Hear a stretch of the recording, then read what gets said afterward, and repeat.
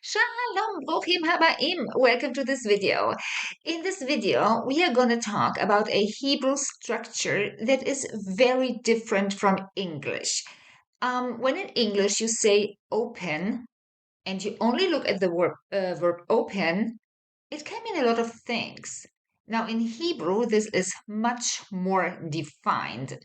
And for example, the sentence is like, I open the closet and the closet is open, these are not the same open in Hebrew.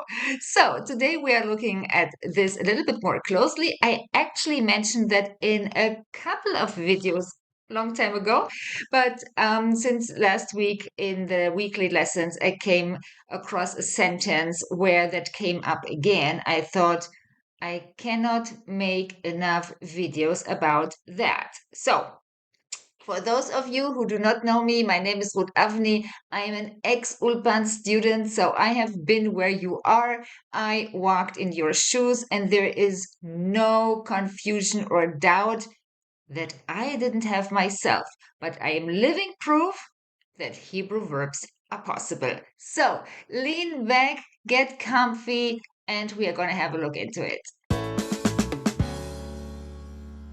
Now, this is the root of today. And before we actually dive into it, I would like to have a closer look at what does open actually mean in English. Let me show you. So open can be to open, then we have an infinitive. You open, then we have the present tense. Open, it's an imperative, and it is open. Well, that's a past participle in pa'al from the Hebrew perspective.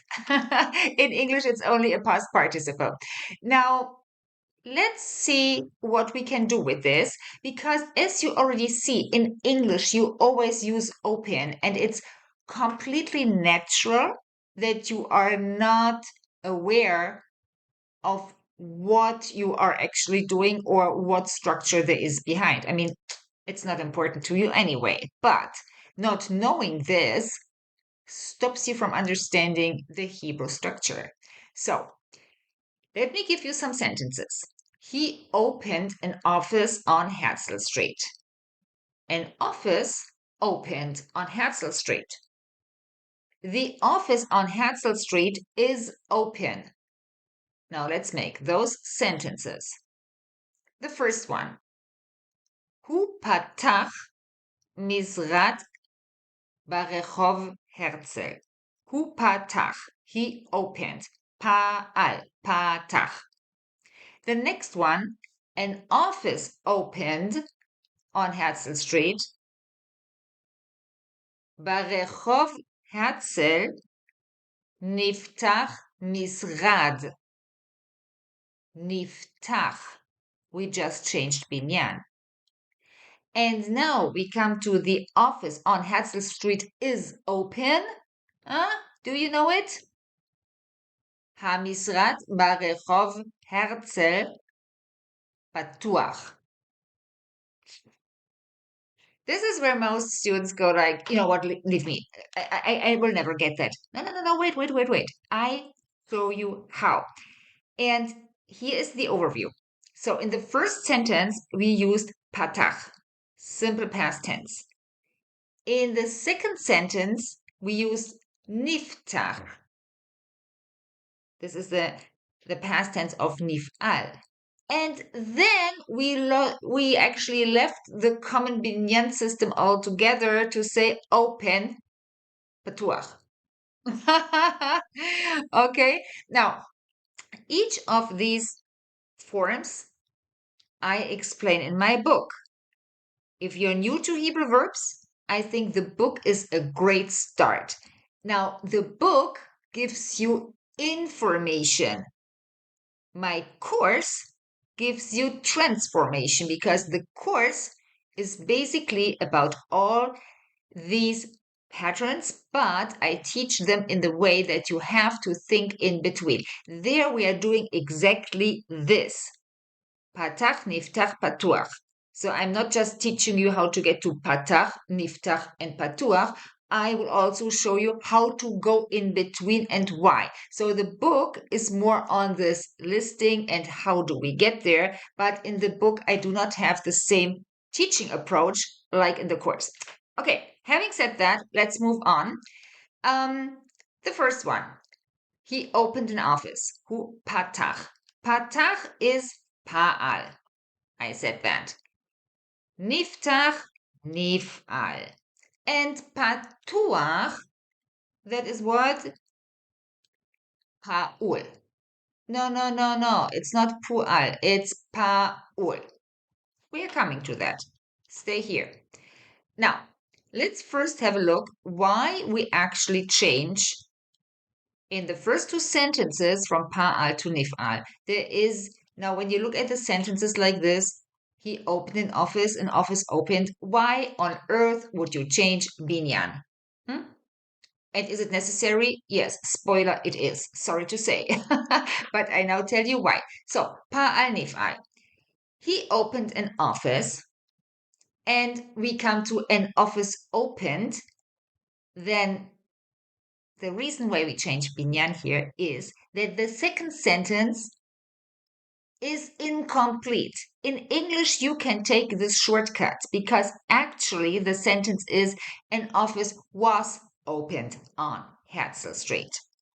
And leaving was out is possible in English, but not in Hebrew. And when you see was opened, bling, your alarm goes off, passive voice. And then you go like, oh yeah, okay, I might not know the conjugation, but I know it's nif'al. Right. So the question is this an active or a passive sentence? The first sentence is definitely active. And the second sentence is so not obviously passive. And for that reason, we have pa'al in the first sentence and nif'al in the second sentence. Let me show you the sentences from the last weekly lesson where we talked about gold mines in Laos, where a near catastrophe happened because people got trapped in the mines. And then we had the sentence in English, more than 100 mines were opened in Laos in the last 3 years. A sentence like this, of course, you would have put nif'al. Niftechu, plural past tense. Okay. But if we were not saying were, if we had said more than 100 mines opened in Laos, which is the same meaning and it's possible in English, most English speakers would not have seen it like this. I'm saying English speakers because in other European languages, in this example, the difference is more visible, but in English, it's not visible in the English language if you are not a grammar nerd like me. Okay, so here it is visible and it was niftechu.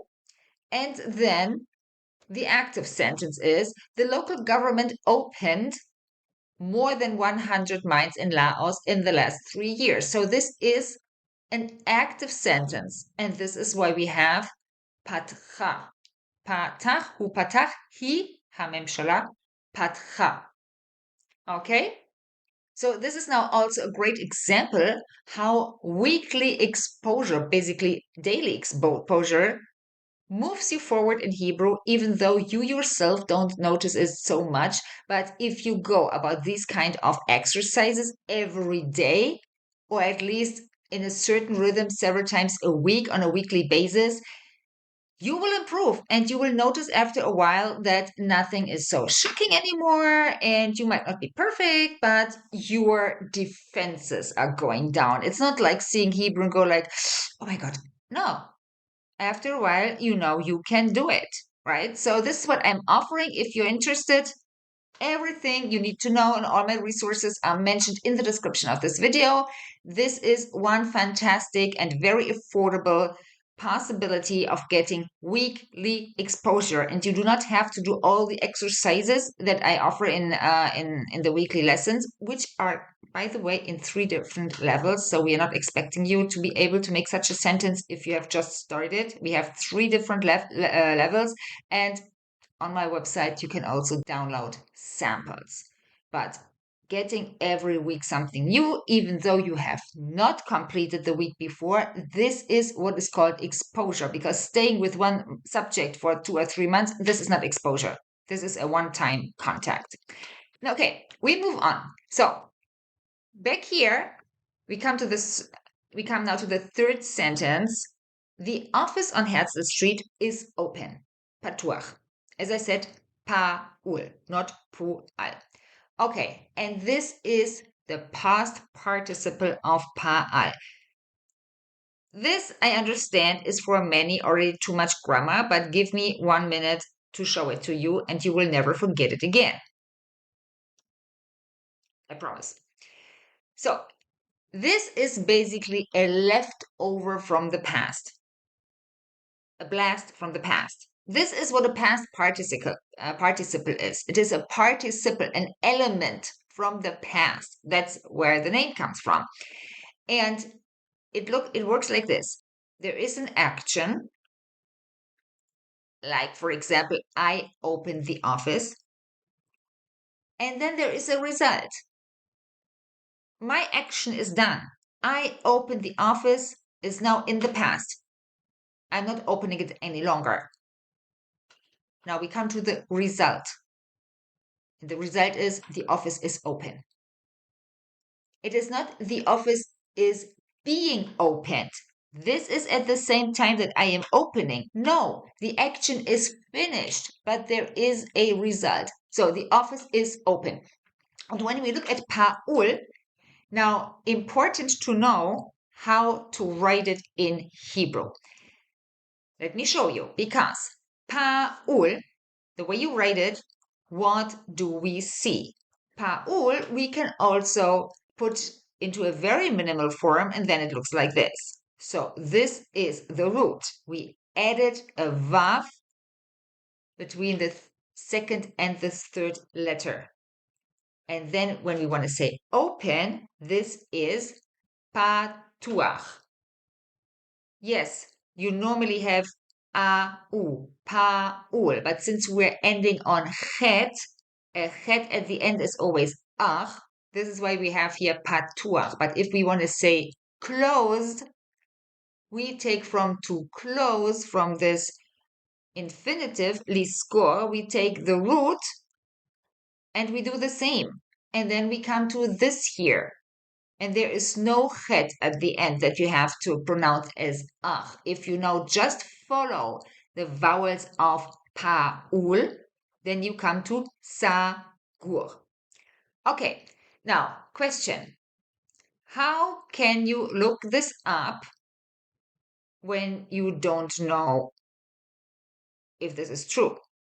Or if you see something and you're wondering, is this a past participle? Okay, I know the root, let's see. Well, then you go to the Shmuel Bulowski and you look at this overview. So, and here you have it. You have here, it says present, this is for the present tense, and part, this is for the participle. And then you have on the right side, this is the present tense, poteach, potachat, and so on. And on the left side here, you have the participle. Here you have patuach. So whenever you look into the Shmuel Bulowski and you come to paal, and it's a paal that has a past participle, here you go. So this is where you can look it up. So we have finally come to an end. As I said, in the description of this video, I give you the link to all my resources. Make sure you know how to read and write. I repeat, it's a free reading and writing course to make sure you are ready to start Hebrew and that you are doing the things in the right order. I also leave you the link to where you can download a sample of our weekly lessons. There are 3 documents available. each for one level that we are teaching. And I hope I see you in the next video. And also I hope I see you in one of the lessons. Okay, have a great day. Shalom.